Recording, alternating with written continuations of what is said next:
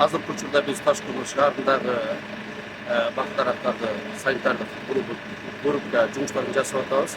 Өзүбүздүн белгилүү биздин негизги көчөлөрдөн бактарыбызды иретке кетирүү боюнча тазалык ишканасы, муниципалдык ишканалардын чогуу жумуш аткарылып атат. Бул эми шаарыбыздагы биздин жашоочуларыбызга ыңгайлуу шарттарды түзүү, ошондой эле шаардагы инфраструктураларды иретке келтирүү максатында болуп атат.